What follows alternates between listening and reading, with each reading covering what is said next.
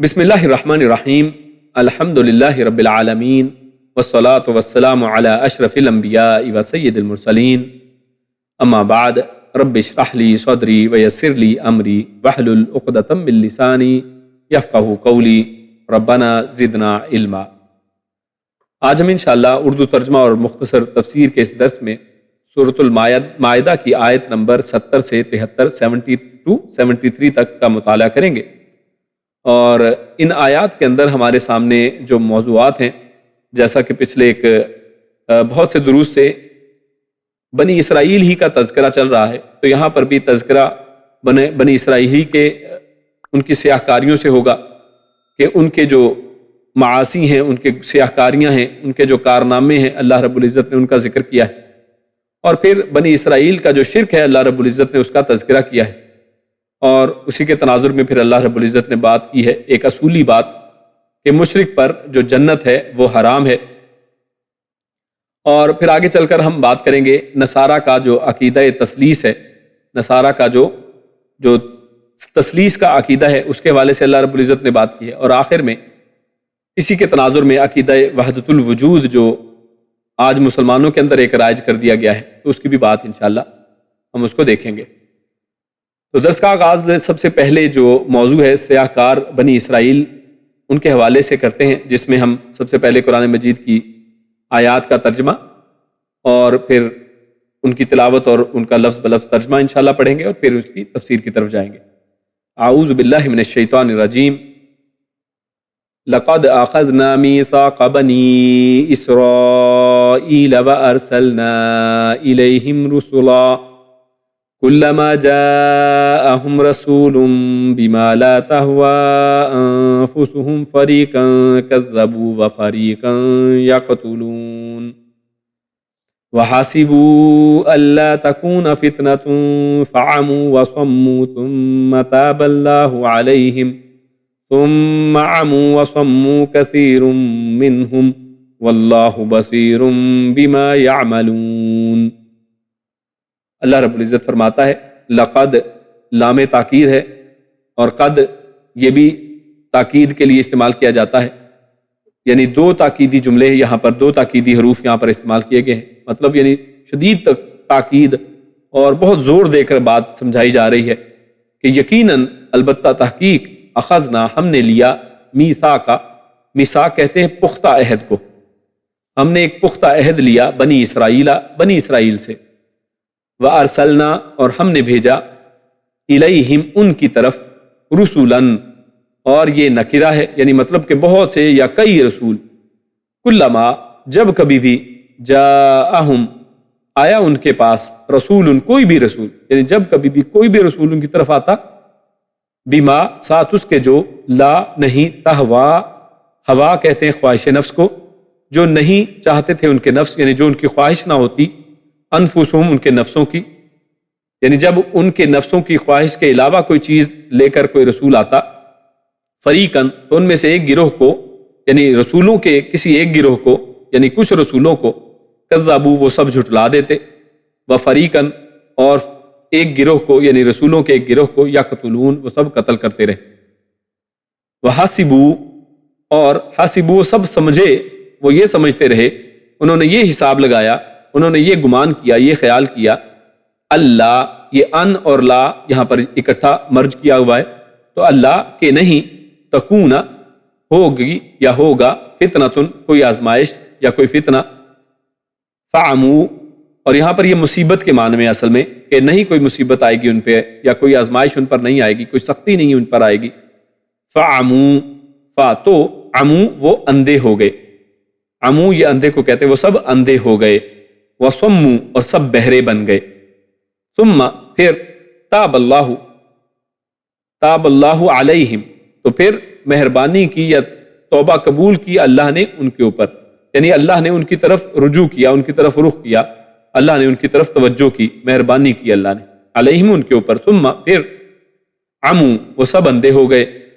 वसम्मू और सब बहरे बन गए। यानी यही जो बात पहले की गई वो फिर दोबारा की जा रही है कि पहले जब वो अंधे हुए और बहरे बन गए, अल्लाह ने फिर उनके ऊपर मेहरबानी की, तुम आमू व सम्मू फिर वो दोबारा अंधे हो गए और बहरे बन गए, कसीरुम मिनहुम کثیر بہت سے، یا اکثر، منہم ان میں سے، یعنی اکثر ان میں سے پھر دوبارہ انہوں نے وہی حرکت کی. واللہ اور اللہ بصیر وہ دیکھنے والا ہے، بما ساتھ اس کے جو یعملون وہ سب کرتے ہیں، یعنی اللہ ان کے ہر عمل کو دیکھنے والا ہے. تو یہ 2 آیات آپ کے سامنے تلاوت کی گئی، ان کا ترجمہ آپ کے سامنے پیش کیا گیا، جن میں سب سے پہلی جو آیت ہے اس میں اللہ رب العزت نے بنی اسرائیل کو ان کے عہد کے حوالے سے یاد کیا ہے کہ یقیناً اللہ رب العزت نے بنی اسرائیل سے ایک عہد لیا، اور ان کے یہاں پر اس عہد کو پورا نہ کرنے کا اصل میں بیان کیا جا رہا ہے. تو یہ سورت جو سورۃ المائدہ ہے، اس کے آغاز ہی میں آپ جانتے ہیں کہ ہم نے آیت نمبر 12 کے اندر، اور اسی طرح سورۃ البقرہ کی آیت نمبر 83 سے 85 تک کے اندر یہ چیز پڑھی تھی کہ اللہ رب العزت نے بنی اسرائیل کے ساتھ بہت پختہ عہد و پیمان کیے، تاکہ اس عہد کی وجہ سے وہ اس کا لحاظ کریں گے، اس کا پاس کریں گے اور سیدھے راستے پر رہیں گے. اور گویا اسی عہد کی طرف دوبارہ اب اس آیت کے اندر جو اس سورت کے شروع میں بھی تذکرہ کیا گیا عہد کا، تو اسی کی طرف دوبارہ یہاں پر اشارہ کیا گیا ہے. یعنی ہم نے ان سے عہد لیا کہ، اور وہ عہد کیا تھا کہ توحید کہ اللہ کو ایک ماننا ہے، اور شریعت کے اوپر تمہیں قائم رہنا ہے، اس کی حدود کے اوپر تم نے عمل کرنا ہے، اور جو رسول تم پر بھیجے جائیں گے تم نے ان کی بات ماننی ہے، ان کا کہا ماننا ہے، ان کے اوپر ایمان لے کر آنا ہے. جبکہ یہاں پر ان کا وہ برا عمل بتایا جا رہا ہے کہ اس سب کے باوجود ان لوگوں نے کیا کیا، جب بھی ان کی طرف کوئی ایسا رسول آتا کہ جو ان کی خواہش نفس کے مطابق فیصلہ نہ کرتا، ان کے مطابق ان کے اوپر حکم نافذ نہ کرتا، تو فریقاً کذبوا و فریقاً یقتلون، تو ان میں سے کچھ کو تو وہ ان کو جھٹلا ہی دیتے اور کچھ کو وہ قتل کر دیتے تھے. تو یہ معاملہ ان یہود کا رہا. یہ اصل میں ان کی ایک بدفعلی اور یہ ان کے اتنے بڑے ایک کہہ لیں جو سیاہ کاری ہے اس کا ذکر اللہ رب العزت نے یہاں پر کیا ہے. اور اگر ہم اس کو غور سے دیکھیں تو ایک لفظ یہاں پر اللہ نے فرمایا کہ جب رسول ان کی طرف آتے کیا لے کر، لا تہوی انفسہم، جو ان کے نفسوں کے مطابق نہ ہوتا، جو ان کی خواہش کے مطابق نہ ہوتا. آج بھی ہم دیکھیں کہ آج ہماری طرف اب رسول تو آخری جو تھے وہ آ چکے، قرآن جو آخری کتاب تھی وہ آ چکی، اور جب آج کسی مسلمان کے سامنے وہ احکامات پیش کیے جاتے ہیں جو اللہ نے قرآن میں ذکر کیے ہیں یا جن کا رسول اللہ صلی اللہ علیہ وسلم نے شریعت کے اندر اس کی وضاحت فرمائی ہے، نافذ فرمائے ہیں، تو کیا ہم میں ایسے فریق، ایسے لوگ موجود نہیں ہیں کہ جو اگر وہ ہمارے نفس کے مطابق نہ ہو، ہماری خواہش کے مطابق نہ ہو، جیسا ہم چاہتے ہیں، جیسا ہمارا عقیدہ ہے اس کے مطابق نہ ہو، تو ہم اس کو ریجیکٹ کر دیتے ہیں، ہم اس کو چھوڑ دیتے ہیں کہ جناب ہم میں ایسا نہیں ہے. آپ کسی کو بتائیں کہ جناب نماز کا صحیح طریقہ یہ ہے، اللہ کے نبی سے تو یہ ثابت ہے، وہ کہیں گے ہم میں ایسے نہیں ہے. آپ انہیں کہیں کہ جناب صحیح عقیدہ تو قرآن میں تو یہ بیان کیا گیا، وہ کہیں گے ہم میں ایسا نہیں ہے. ہاں ٹھیک ہے قرآن میں ہے لیکن ہم ایسا نہیں سمجھتے. تو یہ وہی چیز ہے کہ جب ان کی خواہش نفس کے مطابق وہ چیز نہیں آتی ہے تو فریقاً کذبوا، تو وہ انبیاء کو جھٹلا دیتے ہیں. یعنی نبی کو کسی کو جھٹلانا بھی ان کے لیے پھر کچھ بڑی بات نہیں ہوتی ہے. لیکن بنی اسرائیل تو اس سے بھی آگے بڑھے کہ انہوں نے تو کچھ نبیوں کو جھٹلایا اور ساتھ ساتھ کچھ کو قتل کر دیا. پھر آگے اللہ رب العزت دوسری اگلی آیت میں کیا فرماتا ہے، وَحَسِبُوا أَلَّا تَكُونَ فِتْنَةٌ فَعَمُوا وَصَمُّوا ثُمَّ تَابَ اللَّهُ عَلَيْهِمْ. تو فتنہ کا جو اصل معنی ہے وہ تو ہوتا ہے آزمائش کرنا. تو یہاں پر لیکن یہ فتنہ جو معنی آیا ہے یہ ان کی اصل میں اس بے پرواہی کے انداز میں آیا ہے کہ انہوں نے یہ خیال کیا کہ ان کے اوپر کبھی کوئی سختی آئے گی نہیں، ان کی آزمائش لینے کی تو ضرورت ہی نہیں ہے. کیوں؟ وہ اس وجہ سے کہ وہ اپنے آپ کو اللہ رب العزت کا چہیتا، اللہ کا بیٹا سمجھتے تھے. جیسا سورہ بقرہ وغیرہ میں بھی یہ ساری چیزیں پہلے آ چکی ہیں کہ وہ سمجھتے تھے کہ ہم اللہ کے بڑے ہی چہیتے. سورۃ النساء میں، سورۃ المائدہ میں یہ ہم بار بار یہ چیزیں پڑھ چکے ہیں کہ یہ لوگوں کے اندر جو بیماری تھی وہ یہ کہ اپنے آپ کو کوئی اسپیشل چیز سمجھتے تھے، اپنے آپ کو اللہ کا بیٹا اور چہیتا سمجھتے تھے کہ ہماری تو جناب پار ہی پار ہے، ہم تو جہنم میں کبھی جا ہی نہیں سکتے ہیں، جنت میں جانا ہی، جنت ہماری ہی تو ہے، چاہے کوئی عمل کریں یا نہ کریں. تو انہوں نے بھی یہ گمان کر لیا تھا کہ ہمارے اوپر کوئی بھی فتنہ نہیں آئے گا، کوئی آزمائش نہیں آئے گی، ہمارے اوپر کوئی سختی نہیں آئے گی، کوئی بدبختی یا غلبہ دشمن ہم پر نہیں آ سکتا ہے. تو لہٰذا یہ ایک ان کے اندر، ان کے ذہنوں کے اندر یہ ایک چیز پیدا ہو گئی. اور اس کی وجہ کیا تھی؟ پیچھے وہی وجہ کہ ہم اللہ کے بیٹے ہیں، ہم اللہ کے چہیتے ہیں. تو یہ انہوں نے خیال کیا، اور یہ خیال جب کسی کے اندر پیدا ہو جاتا ہے تو پھر اس کا نتیجہ کیا نکلتا ہے وہ اللہ نے آگے بیان کیا. تو جب کسی انسان کے اندر یہ ہو کہ میں کوئی بڑے باپ کی اولاد ہوں. آج بھی دیکھیے معاشرے میں بھی ایسا ہی ہوتا ہے کہ کوئی بڑا کسی آرمی افسر کا بیٹا ہو یا کسی بہت بڑے پولیس کا یا کسی پولیٹیشین کا بیٹا ہو, اس کا کوئی رشتہ دار ہی ہو, ایون کسی جرنلسٹ کی پلیٹ کس نے اپنی موٹر سائیکل کے پیچھے لگا لی ہو, تو جناب پھر اس کی آپ دیکھیں کہ اس کی حالت کیسی ہے. وہ کسی کو کچھ سمجھتا ہی نہیں ہے, کوئی اس کے سامنے کوئی چیز ہی نہیں ہے. تو یہی خیال ان کے دماغوں میں جب آیا تو پھر کیا ہوا, فعمو و سمو, تو ان کے اندر یہ دو بیماریاں پیدا ہوئیں. کیا؟ وہ اندھے ہو گئے, وسمو, اور وہ بہرے ہو گئے. اور جب کوئی بندہ اندھا ہو جائے اور بہرا ہو جائے, آپ گمان کریں کہ کوئی شخص ہے وہ اندھا بھی ہے اور وہ سن بھی نہیں سکتا ہے, بہرا ہے, تو اب ایسے شخص کو آپ کیا ہدایت کا راستہ کوئی بتا سکتے ہیں؟ آپ بات کریں گے وہ سن ہی نہیں سکتا, آپ اس کو اشارہ کر کے بتانے کی کوشش کریں گے وہ دیکھ ہی نہیں سکتا, تو آپ اس کو سمجھا ہی نہیں سکتے ہیں. تو لہٰذا وہ اس وجہ سے اپنے اس گمان کے اندر, اپنے خمار کے اندر, فعمو و سمو, وہ سب اندھے ہو گئے اور وہ سب بہرے بن گئے. ثم تاب اللہ علیہم, تو اس کے بعد اللہ رب العزت نے ان کی توبہ قبول کی. تو یہ جو پہلے دفعہ جو یہاں پر بات کی گیا, کیونکہ یہ لفظ 2 دفعہ آتا ہے, تو وہ اندھے ہو گئے اور بہرے ہو گئے. تو اس حوالے سے مفسرین لکھتے ہیں کہ ان کا حق سے اندھے اور بہرے ہونا یہاں پر مراد ہے. یعنی یہ اصلی اندھا اور بہرا ہونا نہیں ہے, بلکہ حق کے سامنے انہوں نے آنکھیں بند کر لی, حق کو سننے سے انکار کر دیا,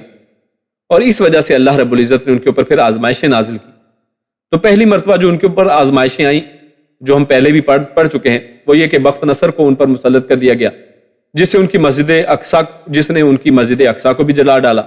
اور ان کے اموال بھی لوٹے اور ان کی اکثریت کو لونڈی اور غلام بنا کر بابل لے گیا. تو یہ ان کے اوپر ہی وہ فتنہ آیا جس کے بارے میں وہ بالکل بے پرواہ ہو گئے تھے کہ یہ ایسا ہو ہی نہیں سکتا ہے. آج دیکھیے امت محمدیہ کے ایسی نہیں ہے کہ ہم سمجھتے ہیں کہ اب ہمیں کیا ہونا ہے,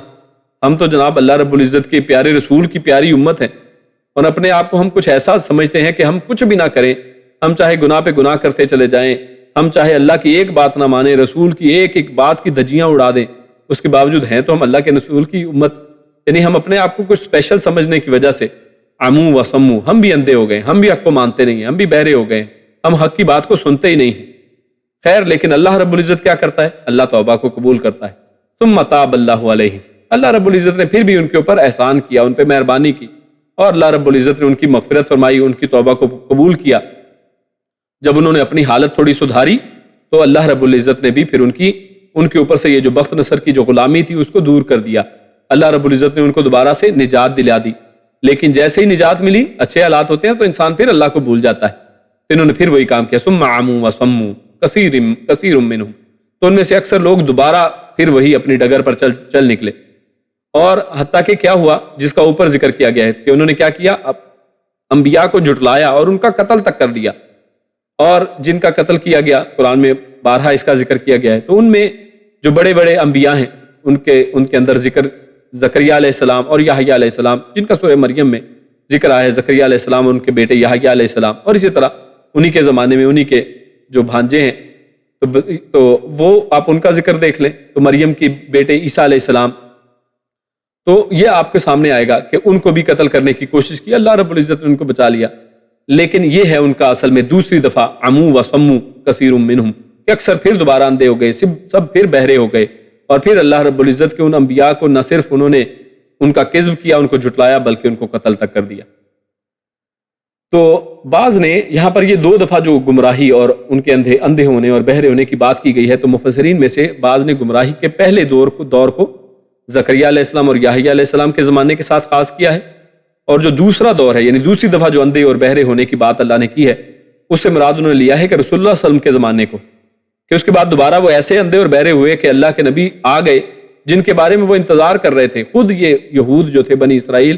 مدینہ کے اندر بستیاں ڈال کے بیٹھے ہی اس وجہ سے تھے کہ ایک نبی آنے والا ہے, اور جب وہ آئیں گے تو ہم ان کی نصرت کریں گے, ہم ان کا ساتھ دیں گے, ان کے اوپر ایمان لائیں گے. لیکن پھر ویسے ہی ہوا, پھر عمو و سمو, پھر وہ اندھے ہو گئے, پھر وہ بہرے بن گئے. تو کچھ نے اس سے یہ مراد دیا ہے. اور کثیر منہم جو یہاں پر لفظ ہے کہ اکثر ان میں سے, یعنی سب نہیں کہا بلکہ اکثر کی بات کی ہے, تو اس کا مطلب یہ ہے کہ کچھ حق پرست بھی ہو گئے تھے, لیکن وہ بہت کم تھے, 10-12 سے زیادہ وہ لوگ نہیں تھے, جن میں عبداللہ بن سلام اور ان کے کچھ ساتھی جو ہیں جنہوں نے اسلام قبول کیا تھا. اور اس کا ایک معنی یعنی اس انداز میں بھی یہ 2 دفعہ جو یہاں پر عمو و سمو اندھے اور بہرے ہونے کی بات کی جا رہی ہے, تو سورہ بنی اسرائیل کے اندر آیت نمبر 4 کے ساتھ بھی اس کا تعلق ہو سکتا ہے کہ جہاں پر اللہ رب العزت نے یہی بات کی لَتُفْسِدُنَّ فِي الْأَرْضِ مَرَّتَيْن، کہ وہ زمین کے اندر 2 دفعہ تم ضرور فساد مچاؤ گے۔ تو ان کے 2 دفعہ فساد مچانے کو یہاں پر اصل میں اللہ رب العزت نے 2 دفعہ ذکر کیا ہے۔ ایک دفعہ پہلے انہوں نے فساد مچایا، اسی انداز میں کہہ لیں کہ زکریا اور یحییٰ علیہ السلام کے قتل کے حوالے سے، اور اس کے بعد پھر رسول اللہ صلی اللہ علیہ وسلم کے بعد اب امت محمدیہ کے ساتھ جو ان کا بیر ہے، ان کا بغض ہے، وہ آپ اس کو دیکھ سکتے ہیں۔ تو اس سے ممکن ہے کہ دونوں ہی ادوار کی طرف یہ اشارہ۔ تو آخر میں اللہ فرماتا ہے واللہ بصیر بما یعملون، تو اس سے مقصود انہیں اللہ اور اس کے عذاب سے ڈرانا ہے کہ اللہ رب العزت جو تم کر رہے ہو اللہ اس کو دیکھ رہا ہے۔ یعنی ایسی بات نہیں ہے کہ تم لوگوں کے نظروں میں تو دھول جھونک سکتے ہو لیکن اللہ رب العزت کو تم گمراہ نہیں کر سکتے ہو۔ اس کے بعد ہم اگلے موضوع کی طرف چلتے ہیں۔ اللہ فرماتا ہے لقد كفر الذين قالوا ان الله هو المسيح ابن مريم وقال المسيح يا بني اسرائيل اعبدوا الله ربي وربكم انه من يشرك بالله فقد حرم الله عليه الجنة ومأواه النار وما للظالمين من انصار۔ اللہ فرماتا ہے لقد، البتہ تحقیق یعنی یقیناً، کفارہ کفر کیا، الذین ان لوگوں نے، قالو جنہوں نے کہا، ان سب نے کہا، ان اللہ بے شک اللہ، وہی ہے، المسیح مسیح ابن مریم، مریم کا بیٹا، یعنی اللہ ہی مسیح ابن مریم بن گیا ہے۔ وقال المسیح، اور کہا مسیح علیہ السلام نے، یا بنی اسرائیل، اے بنی اسرائیل، اعبدوا اللہ، اعبدو یعنی عبادت کرو تم سب اللہ، اللہ کی، ربی وہ اللہ جو میرا بھی رب ہے، وربکم اور تم سب کا بھی رب ہے، انہو بے شک وہ، من یشرک باللہ من جو یشرک شرک کیا، باللہ اللہ کے ساتھ، فقد تو تحقیق یقیناً، حرم حرام کر دے گا، اللہ اللہ علیہ اس کے اوپر، الجنت جنت کو، ومأواہ اور ٹھکانہ ہوگا اس کا، النار آگ، وما اور نہیں، للظالمین ظالموں کا، من سے انصار کوئی مددگار۔ تو اس آیت نمبر 72 کے اندر اللہ رب العزت فرماتا ہے لقد کفر الذین قالوا ان اللہ هو المسیح ابن مریم۔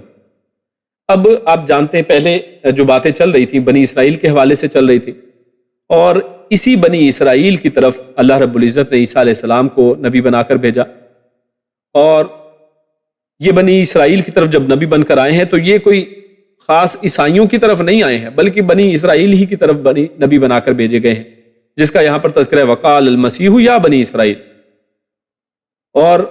ان کی اپنی کتابوں کے اندر بھی اس کا ذکر ہے کہ عیسیٰ علیہ السلام اسی بنی اسرائیل کو جو اپنے اصل راستے سے ہٹ گیا تھا ان کو دوبارہ اس کے اصل راستے کی طرف لوٹانے آئے تھے، ایک اللہ کی عبادت کرو۔ تو اس آیت سے آپ یہ جان لیں کہ اب یہاں سے مسیح جو یعنی عیسائی جو ہیں، جو عیسیٰ علیہ السلام کو کی طرف جن کی نسبت کی جاتی ہے، یعنی نصارہ بھی جن کو کہا جاتا ہے، تو ان کی اب گمراہیوں کا بیان یہاں سے شروع ہو رہا ہے، اور اللہ رب العزت نے انہیں یہاں پر سزا سے ڈرایا ہے۔ تو ان لوگوں نے نصرانیوں کا وہ، اور یہاں پر جس کی بات کی جا رہی ہے کہ جنہوں نے یہ قول کہا کہ عیسیٰ ابن مریم جو ہے وہی اصل میں اللہ ہے، تو یہ عیسائیوں میں سب کا عقیدہ تو نہیں ہے، لیکن ان میں نصرانیوں کا یہ اس فرقے یا ان لوگوں کو یہاں پر مخاطب کیا جا رہا ہے جن کا یہ عقیدہ ہے، جو ایسی بات کرنے والے ہیں۔ وہ کیا بات کرتے ہیں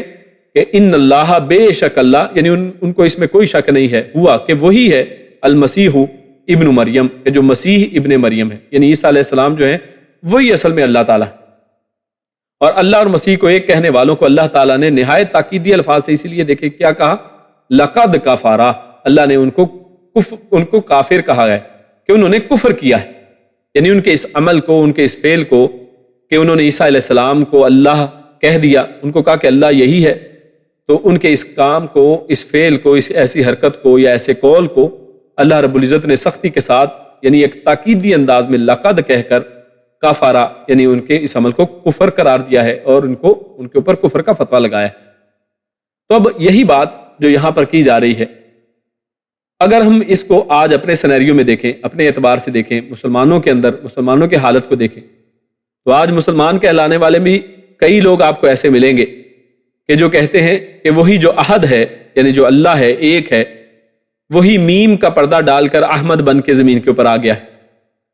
اللہ میں احمد میں کوئی فرق نہیں ہے، اور احمد آپ جانتے ہیں محمد رسول اللہ صلی اللہ علیہ وسلم کا نام ہے،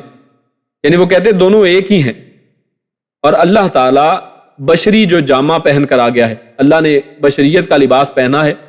اور انسانی شکل میں اللہ رب العزت زمین پر اتر آیا ہے۔ اور پھر کئی لوگ تو ایسے ہیں کہ اپنے بزرگوں کے متعلق بھی عقیدہ رکھتے ہیں کہ وہ عبادت کرتے کرتے، یعنی ایسے ایسے وظائف ہیں اور ایسی ایسی عبادات ہیں کہ وہ کرتے کرتے اللہ میں فنا ہو کر ایک ہو گئے ہیں، یعنی اللہ کے اندر وہ فنا ہو چکے ہیں، اب اللہ اور ان میں کوئی فرق نہیں ہے۔ اور بعض ان کے متعلق کہتے ہیں کہ اللہ تعالیٰ ان میں اتر آیا ہے۔ تو یہ مختلف چیزیں جو ہیں آپ ایسے لوگوں کی کتابوں کے اندر آپ پڑھیں گے تو یہ جو یہاں پر عقائد بیان کیے گئے ہیں ان میں پہلا عقیدہ اتحاد اور دوسرا حلول کہلاتا ہے، یعنی ایک اتحاد ہے کہ سب اللہ کی ذات کے اندر جا کر شامل ہو گئے ہیں، اس ایک متحد ہو گئے ہیں، اور دوسرے کو کہتے ہیں کہ اس کے اندر حل ہو جانا، یعنی حلول کہلاتا ہے۔ اور اگر مسیح کو عین اللہ تعالیٰ یعنی مسیح اور اللہ تعالیٰ کو ایک کہنے والے کافر ہیں تو یہ پھر نام نہاد مسلمان کیوں کافر نہیں؟ یعنی اگر کوئی ایسا عقیدہ رکھے کہ وہ مسیح علیہ السلام کو کہے کہ یہی اللہ ہے، اللہ تعالیٰ مسیح کی شکل میں آ گئے ہیں، تو ایسا بندہ تو کافر ہو گیا، ہم اس کے اندر تردد نہیں کرتے ہیں۔ لیکن جب کوئی شخص مسلمانوں کے اندر ایسی بات کہہ دیتا ہے تو ہم اس کے اوپر پھر ہچکچاتے ہیں، ہم کہتے ہیں نہیں یار اس کے بارے میں پھر کیا کہہ سکتے ہیں۔ تو اصل میں یہ وہی شرکی عقیدہ ہے جبکہ جو عیسائیوں نے کہا تو وہی الفاظ آج مسلمانوں میں کہے جا رہے ہیں۔ اور ان کے جواب میں خود مسیح علیہ السلام نے کیا فرمایا؟ وقال المسیح یا بنی اسرائیل اعبدوا اللہ، کہ اے بنی اسرائیل تم ایک اللہ کی عبادت کرو، تم اللہ کی عبادت کرو۔ تم سب کو کس کی عبادت کرنی چاہیے؟ ایک اللہ کی، اس کو اپنا معبود بنانا چاہیے۔ اور انہوں نے اپنے آپ کو ہمیشہ اللہ کا بندہ کہا ہے، اور اس کا ذکر سورہ مریم کے اندر جب وہ پیدا ہوتے ہیں اس کا ذکر اللہ رب العزت فرماتا ہے آیت 30 کے اندر، کیا کہتے ہیں؟ انی عبد اللہ، اپنا تعارف جو سب سے پہلا کرواتے ہیں اپنی گود کے اندر، ماں کی گود میں، کیا کہتے ہیں کہ میں اللہ کا بندہ ہوں۔ اور لوگوں کو بھی اسی وقت فرمایا وَإِنَّ اللَّهَ رَبِّي وَرَبُّكُمْ، کہ بے شک اللہ جو میرا بھی رب ہے اور تم سب کا بھی رب ہے۔ یعنی کہ کبھی رب کا بھی کوئی رب ہو سکتا ہے، یعنی اگر مسیح بھی رب ہیں تو پھر ان کا بھی کیا کوئی رب ہے؟ کیسی ایک فضول قسم کی بات ہے۔ تو اسی کا انکار خود مسیح علیہ السلام نے کر دیا کہ اللہ جو ہے وہ میرا بھی رب ہے، لہٰذا میں رب نہیں ہوں اور وہ تم سب کا بھی رب ہے، فاعبدوہ، تم اسی ایک کی عبادت کرو۔ اور اس کے بعد جوانی میں جب پہنچے سورۃ الزخرف کی آیت نمبر 64 میں اس کا ذکر ہے، فرمایا ان اللہ ہوا ربی و ربکم فاعبدوہ، کہ بے شک اللہ وہ میرا بھی رب ہے اور تم سب کا بھی رب ہے، لہٰذا اسی کی عبادت کرو۔ تو انہوں نے اپنے بچپن میں، پنگوڑے میں، ماں کی گود میں، جوانی کے اندر، ہر زمانے میں یہ بات بار بار دہرائی ہے کہ میں تمہارا رب نہیں ہوں، میں اللہ کا بندہ ہوں، مجھے اللہ کا بندہ اور رسول ہی رہنے دو۔ نیز مسیح علیہ السلام کا یہ قول آج بھی ان کی انجیل یوحنا میں باب نمبر 7 میں موجود ہے، اور وہاں پر لکھا ہے کہ یہی ہمیشہ رہنے والی زندگی ہے کہ وہ تجھ حقیقی الہ کو اور اس یسوع مسیح کو پہچانے جسے تو نے رسول بنا کر بھیجا ہے۔ یعنی یسوع مسیح کو، عیسیٰ علیہ السلام کو صرف رسول بنا کر بھیجا گیا ہے۔ آگے فرماتا ہے اللہ اسی آیت کے اندر انہ من یشرک باللہ فقد حرم اللہ علیہ الجنۃ ومأواہ النار۔ یہاں پر اللہ رب العزت نے ایک اصولی بات کی ہے اور فقد کہہ کے یعنی یقینی بات کے طور پر اس کو بیان کیا ہے کہ جو شخص بھی شرک کرتا ہے، من یشرک باللہ، وہ کوئی بھی ہو، یعنی ایسا نہیں ہے کہ نہیں وہ مسلمان نہیں ہو سکتا یا مسلمان تو شرک کر ہی نہیں سکتا۔ بہت سے لوگوں نے اس گمراہی میں بھی لوگوں کو ڈال دیا ہے کیونکہ وہ اپنے شرک کا دھندا بند نہیں کرنا چاہتے ہیں، تو انہوں نے لوگوں کو اس چکر میں ڈال دیا کہ کوئی مسلمان تو شرک ہی نہیں کر سکتا ہے، مسلمان سے شرک کیسے ہو سکتا ہے؟ جبکہ اللہ رب العزت ایک اصولی بات بیان کر رہے ہیں، انہ من یشرک باللہ، جو بھی اللہ کے ساتھ شرک کرے گا، اس اصول میں سب برابر ہیں، چاہے وہ عیسائی ہوں، چاہے وہ کافر ہوں، مشرکین ہوں، وہ مسلمان ہوں، چاہے وہ کلمہ پڑھنے والے ہوں، کلمہ نہ پڑھنے والے ہوں، جو بھی شخص اللہ رب العزت کے ساتھ شرک کرے گا فقد حرم اللہ علیہ الجنہ، اللہ رب العزت نے اس کے اوپر جنت کو حرام کرا دے دیا ہے، ومأواہ النار، اور اس کا ٹھکانہ ہمیشگی کی جہنم ہے۔ مأوا کہتے ہیں ایک ٹھکانہ، یعنی جس پہ انسان جب پہنچ جائے تو پھر بس اس کے بعد یہ نہیں ہے کہ اس سے آگے پھر اس نے جانا ہے، یعنی آگ پھر اس کا ٹھکانہ ہے، ایسا نہیں کہ کچھ دن آگ میں رہیں گے اور پھر بعد میں اللہ نکال دے گا ان کو، ایسی بات نہیں، بلکہ اللہ نے حرام کر دیا، یعنی دو دھاری یہاں پر تلوار اللہ نے چلائی ہے، دو انداز میں بات کو سمجھائے، نہ صرف یہ کہ جنت حرام ہے بلکہ ٹھکانہ بھی جہنم ہے، یعنی نہ کہ وہ ہمیشہ جہنم میں رہے گا، اس کی یہ بھی آس اور امید ختم کر دی کہ کبھی ان کو اللہ رب العزت جہنم سے نکال کے کبھی جنت میں داخل کرے گا، نہیں، ایسا ہو ہی نہیں سکتا، اللہ نے جنت ان کے اوپر حرام کر دی ہے۔ وَمَا لِلظَّالِمِينَ مِنْ أَنصَارٍ، ایسے لوگ جو ہیں انہوں نے کیونکہ بہت سے مددگار اپنے سمجھ لیے ہیں، بنا لیے ہیں، گڑھ لیے ہیں، کہ ہمارے تو بڑے مددگار ہیں، قیامت والے دن بھی مدد کریں گے اور دنیا میں بھی بڑے مدد کرتے ہیں. لوگ کئیوں کے نعرے مارتے ہیں، یا علی مدد کوئی کہتا ہے، کوئی یا غوث مدد کہتا ہے، کوئی کسی کی مدد مانگتا ہے. اور اسی لیے اللہ نے فرمایا کہ وَمَا لِلظَّالِمِينَ مِنْ انصار، کہ ان ظالموں کا، اور قرآن میں اللہ رب العزت نے ظلم کا ذکر جب کیا تو اللہ کیا فرماتا ہے؟ ان الشرک لظلم عظیم، کہ شرک ہی اصل میں سب سے بڑا ظلم ہے. تو اللہ فرماتا ہے ان ایسے ظالموں کا، ایسے شرک کرنے والوں کا کوئی مددگار پھر نہیں ہوگا. یعنی وہ چاہے جن کو مرضی پکارتے رہیں، ان سب کی کوئی مدد نہیں کر سکتا ہے، کوئی ان کو جہنم سے نہیں بچا سکتا ہے. آگے چلتے ہیں. اللہ رب العزت نے نصارہ کا جو عقیدہ تثلیث ہے، اور پھر اسی کے تناظر میں ہم بات کریں گے عقیدہ وحدت الوجود کی، اس کا تذکرہ کرتے ہیں. اللہ فرماتا ہے آخری آیت آج کے درس کی، لَقَدْ كَفَرَ الَّذِينَ قَالُوا إِنَّ اللَّهَ ثَالِثُ ثَلَاثَةٍ وَمَا مِنْ إِلَٰهٍ إِلَّا إِلَٰهٌ وَاحِدٌ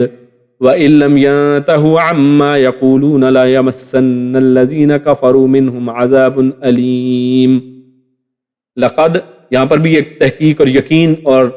تاکید کی بات سے شروع ہو رہی ہے بات، یعنی البتہ یقیناً کفارہ کفر کیا الذین ان لوگوں نے، قالو جنہوں نے کہا، ان اللہ بے شک اللہ، ثالثو تیسرا ہے، ثلاثہ تین کا، یعنی تین میں سے ایک ہے، و اور حالانکہ ما نہیں ہے، من الہ کوئی بھی الہ، الہوں میں سے کوئی بھی، الا سوائے الہ واحد صرف ایک معبود کے، جبکہ یعنی عبادت کے لائق معبودوں میں سے جو صرف ایک معبود اللہ ہے، اس کے علاوہ کوئی ایسا لائق نہیں ہے کہ اس کی عبادت کی جائے. وَإِن لَّمْ يَنْتَهُوا، اور ان اگر لم نہ يَنْتَهُوا وہ باز آئے، انہوں نے انتہا نہ کی ہے جب تک، یعنی اگر وہ باز نہ آئے، اما اس سے جو یقولون وہ سب کہتے ہیں، لَيَمَسَّنَّ یہاں پر بھی تاکیدی لام سے آغاز ہے، یمسنّ وہ ضرور چھوئے گا، یعنی البتہ وہ ضرور چھوئے گا، الذین ان لوگوں کو، کفروا جنہوں نے کفر کیا، منہم ان میں سے، عذاب علیم دردناک عذاب سے، یعنی دردناک عذاب ضرور ان کو آ کر ملنے والا ہے جو ایسی بات کہنے والے ہیں. تو یہ جو آیت ہمارے سامنے، آیت نمبر 73 ہم نے پڑھی، اس میں یہی جو عیسائی ہیں، جو اپنے آپ کو عیسائی کہتے ہیں، نصارہ کہتے ہیں، ان کے قول کا ذکر اللہ نے فرمایا ہے، اور ان کو بھی اللہ رب العزت نے یقینی طور پر کافر کہا ہے، ان کے کفر کو یقینی طور پر بیان کیا ہے کہ وہ لوگ جو یہ کہتے ہیں. اور یہاں پر دیکھیے ایک اہم بات ہے وہ نوٹ کرنے والی، کہ یہاں پر کرنے کی کوئی بات نہیں کی گئی بلکہ کہنے کی بات کی گئی ہے. اس کا مطلب ہے کہ انسان کے اقوال، انسان جو بات زبان سے نکالتا ہے وہ کتنی عام ہے. اسی لیے انسان کو پہلے سوچنا چاہیے اور پھر بولنا چاہیے، پہلے تولو پھر بولو.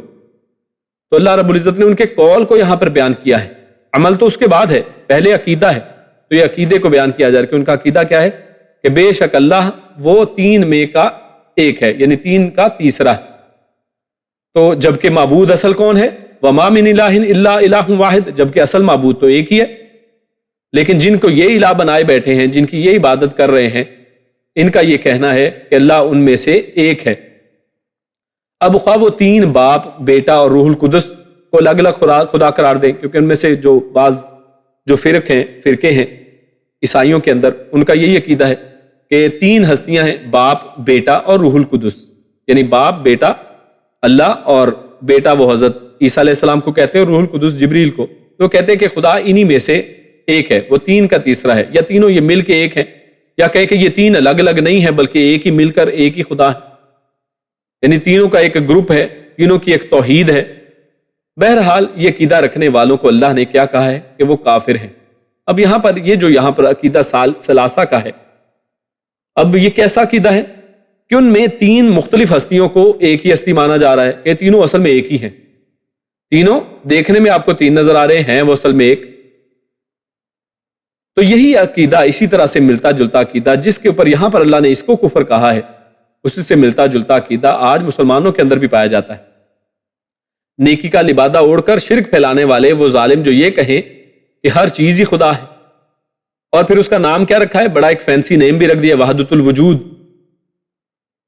یا پھر اس کا کوئی بھی اور نام رکھ لے. ان کے کفر میں بھی کیا کوئی شک کر سکتا ہے کہ یہ کوئی کفریہ بات نہیں کر رہے ہیں؟ وہ بھی یہی کہتے ہیں کہ ہر چیز جو ہے وہ اصل میں خدائی ہے، ہر چیز جس کی بھی دنیا کے اندر عبادت کی جا رہی ہے وہ کہتے ہیں کہ اللہ رب العزت ہی کی عبادت کی جا رہی ہے، جس کی بھی عبادت دنیا میں ہوتی ہے.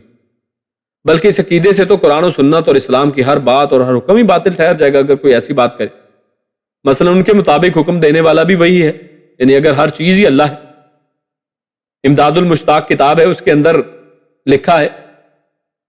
کہ کوئی پوچھنے والا کہتا ہے کہ اگر سب کچھ ایک ہی ہے تو پھر کیا یہ گوں جو ہے،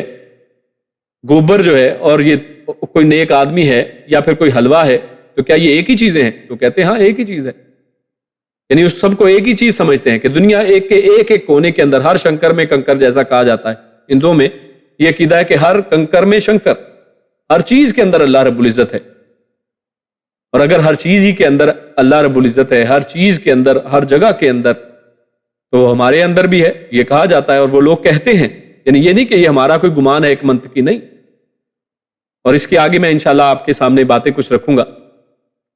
تو اگر یہ سارا کچھ ایک ہی ہے تو جنت اور دوزخ بھی اور ان میں جانے والے بھی سب ایک ہی ہوئے، پھر جنت بھی ایک ہی چیز ہے، پھر جہنم بھی ایک ہی چیز ہے۔ جب سب چیزیں ہی ایک ہیں، اصل ذات ہی وہ کہتے ہیں کہ ایک ہے، اس کے علاوہ باقی سب صرف عکس ہے، یعنی کیا جہنم اللہ کا عکس ہے؟ کیا شیطان اللہ کا عکس ہے؟ نعوذ باللہ، یعنی ایسی جسارت کرتے ہیں یہ لوگ، اور یہ تو وحدت الوجود کو سمجھانے کے لیے ایسی ایسی مثالیں پیش کرتے ہیں، کہتے ہیں کہ جناب جیسے کوئی آگ جلائے اور اس کو ایسے گھمائے تو وہاں پر ایک حالہ آپ کو ہوا میں ایک گھومتا ہوا دائرہ نظر آئے گا،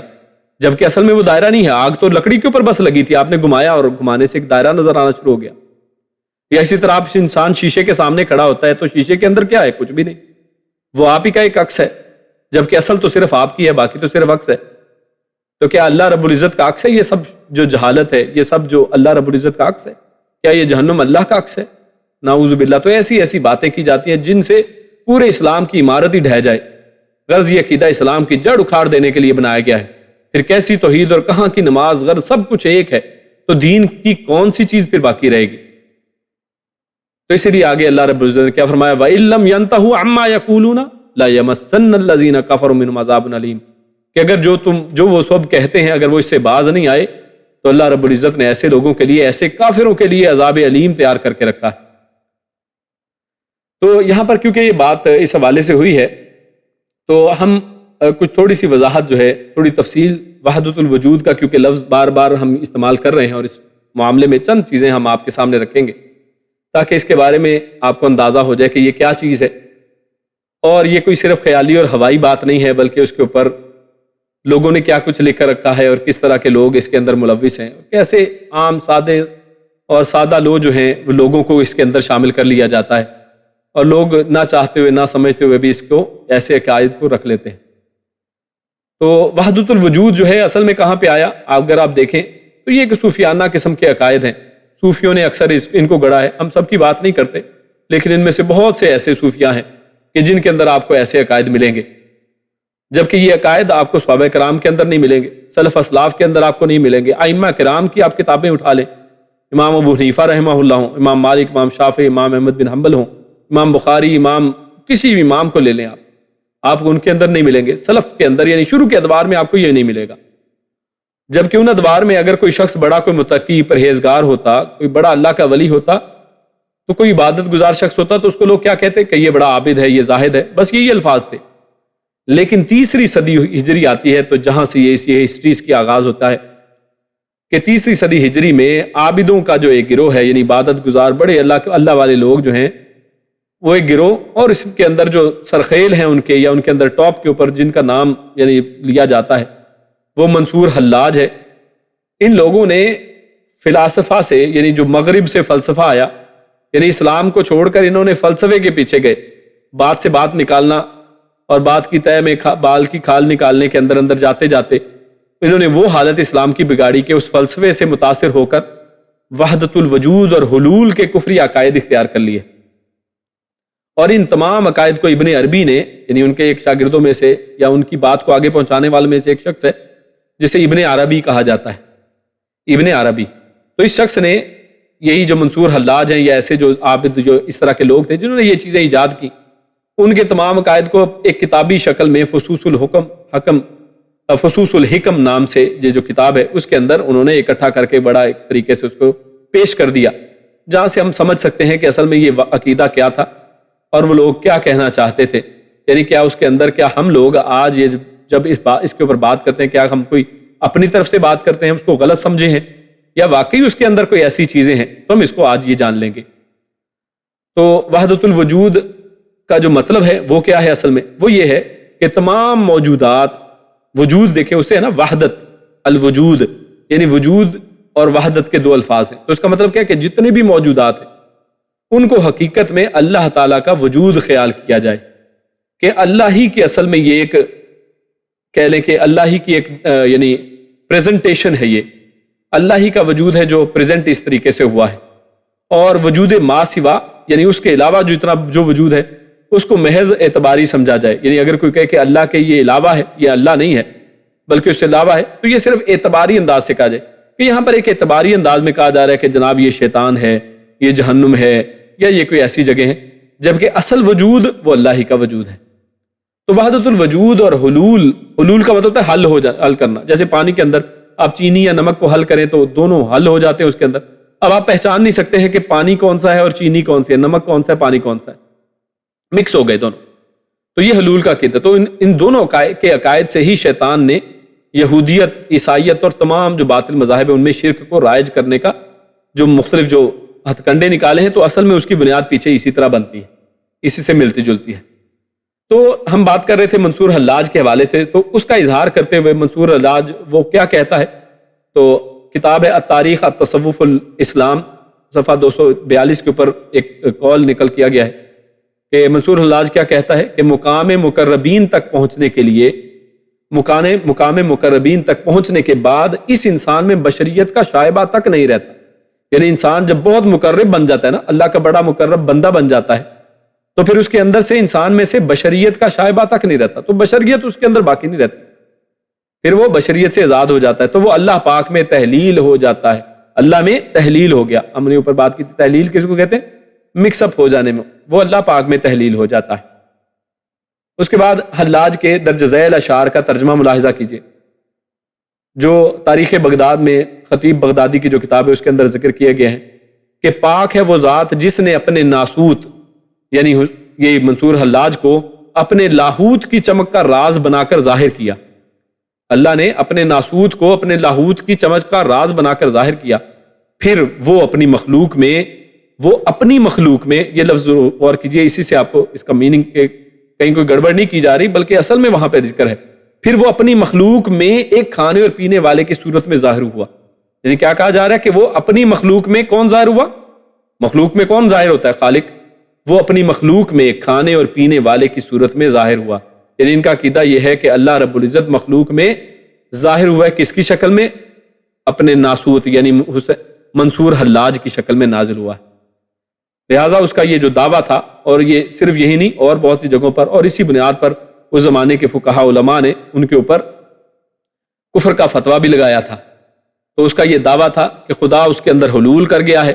اور اسی وجہ سے وہ کہا کرتا تھا کہ انا الحق، یہ معروف بات ہے آپ نے سنی ہوگی کہ وہ کہتا تھا کہ انا الحق، میں ہی اللہ، میں ہی حق ہوں، یعنی حق اللہ کے ساتھ حق، ہم اللہ کو کہتے ہیں الحق خصوصاً، تو کہتا تھا انا الحق، انا کہتے ہیں میں، الحق یعنی میں الحق ہوں۔ تو ابن عربی ہم نے بات کی تھی کہ ابن عربی نے اس کے جو عقائد تھے اس کو بڑا منظم کر کے اپنی کتاب کے اندر فصوص الحکم کے اندر پیش کیا تھا، تو ابن عربی نے اپنی کتاب فتوحات مکیہ کے اندر بھی پہلے صفحے پر لکھا ہے کہ رب بندہ ہے، غور کیجئے کیا کہا جا رہا ہے، کیسے کفری اور شرکیہ یہ باتیں کی جا رہی ہیں، ان کو ذرا سنیں کہ رب بندہ ہے اور بندہ رب ہے، میں نہیں جانتا کہ ان میں احکام شرعیہ کا مکلف کون ہے، یعنی وہ کہتا ہے میں خود کنفیوز ہو گیا ہوں کہ رب بندہ ہے اور بندہ رب ہے، میں نہیں جانتا کہ ان میں سے پھر احکام شرعیہ یعنی نماز روزہ حج ہے اس کا مکلف پھر کون ہے۔ اگر میں یہ کہوں کہ بندہ ہے، یعنی اگر مکلف بندہ ہے یعنی بندے نے یہ کام کرنے ہیں، تو وہ خود ہی حق تعالیٰ ہے، تو یعنی وہ تو خود اللہ ہے، اور اگر کہوں کہ رب ہے یعنی مکلف اگر رب ہے کہ رب نے کرنے ہیں یہ کام، نمازیں رب نے پڑھنی ہے، تو وہ کیسے مکلف ہو سکتا ہے، یعنی اس نے کیوں پھر کام یہ کرنے ہیں۔ یعنی غور کیجئے یہ ہے فلسفہ اصل میں، کہ فلسفے کے اندر گھس کر ان لوگوں نے ایسا دین کا بیڑا غرق کیا ہے اور ایسے شرکیہ کفریہ عقیدے اپنے ان کتابوں کے اندر ذکر کیے ہیں۔ محی الدین ابن عربی اپنی کتاب فصوص الحکم میں اس کی وضاحت کرتے ہوئے کہتا ہے مزید کہ وجود حقیقی دراصل ایک ہے، وجود حقیقی یعنی اصل وجود صرف ایک، اور اس کے سوا جو وجود بھی نظر آتا ہے وہ با اعتبار ظاہر جداگانہ وجود معلوم ہوتا ہے، یعنی جو بھی اللہ کے علاوہ ہمیں نظر آتا ہے وہ ظاہر کے اعتبار سے ہمیں لگتا ہے کہ یہ جدا ہے، یہ کوئی ڈیفرنٹ چیز ہے، لیکن بات اعتبار باطن وجود حقیقی ہی کی ایک نمود ہے، لیکن اصل میں باطن یعنی اس کی ڈیپتھ میں، اس کی بیک سائڈ پہ دیکھا جائے، باطن میں دیکھا جائے تو اصل میں وہ ایک ہی وجود کی نمود ہے، یعنی اللہ ہی کی ذات کی اصل میں آگے اس کے پرتو ہیں، اسی کے اوتار ہیں، اور اس کے بالمقابل کیا ہے؟ کچھ نہیں ہے اللہ کے بالمقابل۔ حالانکہ ہم تو یہ کہتے ہیں نا کہ ایک طرف خالق ہے، اس کے بالمقابل مخلوق ہے، خود جس کا اللہ نے قرآن میں بار بار ذکر کیا ہے، لیکن یہ کہتے ہیں کہ اس کے بالمقابل کچھ بھی نہیں ہے،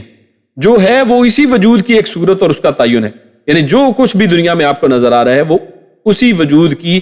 ایک صورت ہے اور اس کا تعین ہے، یعنی آپ نے صرف متعین کر دیا کہ یہ جناب انسان ہے، یہ آصف ہے، یہ کاشف ہے اور یہ عاصم ہے، یہ لوگوں کے نام آپ نے متعین کر دیے، اسی وجود کی اصل میں تو ایک صورت ہے، نعوذ باللہ۔ خیر، نیز محی الدین ابن عربی لکھتا ہے کہ وجود ایک ہی حقیقت ہے، اس لیے ذات باری کے سوا کچھ باقی نہ رہا، اس لیے یعنی ذات باقی، یعنی وہ کہتے ہیں، دیکھیں کیسے عقیدہ نکالا کہ ذات باری تعالیٰ اللہ کی ذات تو باقی ہے، باقی کچھ بھی باقی نہیں رہا، سب مر گئے سب کی، کیونکہ وہ کہتا ہے کیونکہ کوئی حقیقت نہیں ہے اس لیے سب باقی نہ رہے، چنانچہ کوئی ملا ہوا ہے نہ کوئی جدا ہے، یہاں ایک ہی ذات ہے جو عین وجود ہے۔ اسی طرح ابن عربی سورۃ الفاتحہ کی تفسیر میں لکھتا ہے کہ الحمدللہ، پس اللہ تعالیٰ ہی کے لیے مطلقاً حمد و ثنا ہے، اور تفصیل میں جائیں، یعنی یہاں تک تو بات ہو گئی کہ الحمدللہ اللہ ہی کے لیے حمد و ثنا ہے، آگے تفصیل میں خود ہی چلا گیا، کہتا ہے اور تفصیل میں جائیں تو وہ حامد کہتے ہیں حمد کرنے والے کو، کہ وہ حامد اور وہی محمود، یعنی وہی حامد ہے، حمد کرنے والا بھی وہی ہے، اور جس کی حمد کی جانی چاہیے وہ بھی وہی ہے، وہی محمود ہے، اور ابتدا و انتہا کے اعتبار سے وہی عابد ہے، یعنی عبادت کرنے والا بھی وہی ہے، اور جس کی عبادت کی جا رہی ہے معبود وہ بھی وہی ہے۔ یہ جناب یہاں پہ بات انہوں نے کی ہے۔ آگے اسی طرح با یزید بسطامی کا کہنا ہے کہ میں نے بہت سے مقامات کا مشاہدہ کیا، لیکن جب غور سے دیکھا تو خود کو اللہ کے مقام پر پایا، نعوذ باللہ۔ اسی طرح با یزید بسطامی کا ایک اور قول آگے ذکر تذکرۃ الاولیاء میں کیا گیا ہے کہ جب میں واصل حق ہوا، جب میں حق تک پہنچا، واصل کہتے ہیں یعنی پہنچنے کو، مل جانے کو، جب میں واصل حق ہوا تو خانہ کعبہ میرا طواف کرنے لگا۔ اللہ اکبر، دیکھیے کیسی کیسی باتیں ان لوگوں نے، یعنی یہی جو ہوتا ہے کفر، شیطان ایک راستہ کھولتا ہے پھر آگے بڑھتے بڑھتے لوگ کدھر تک پہنچتے ہیں، کہ میں جب واصل حق ہو گیا، یعنی جب میں خود ہی اللہ بن گیا ہوں تو پھر خانہ کعبہ میرا طواف کرنے لگا، جب میں سانپ کی کینچلی کی طرح با یزیدیت سے باہر نکلا، یہ خود کیا نام ہے ان کا، با یزید بسطامی، تو کہتے ہیں جب میں با یزیدیت سے باہر نکلا تو دیکھا کہ عاشق و معشوق یعنی اللہ اور یہ خود با یزید جو ہے دونوں ایک ہیں، یعنی دونوں ایک ہو گئے، اللہ معاف کرے۔ اسی طرح آخر میں ہم دو اور قول دیکھتے ہیں۔ امام ذاہبی رحمہ اللہ فرماتے ہیں کہ ابن عربی نے یہ جو اوپر اقوال پیش کیے گئے ہیں اس حوالے سے اب تبصرہ ہے امام ذاہبی رحمہ اللہ کا، وہ کہتے ہیں کہ ابن عربی نے وحدت الوجود والوں کے تصوف کے بارے میں بہت کچھ لکھا ہے،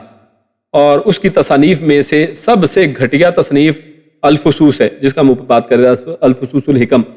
اگر اس میں کفر نہیں تو دنیا میں کہیں کفر ہے ہی نہیں۔ وہ کہتے ہیں کہ جی اس کی یہ تصنیف کفر سے بھری ہوئی ہے، اگر اس کو کفر نہیں کہنا تو پھر کفر کیا چیز ہے۔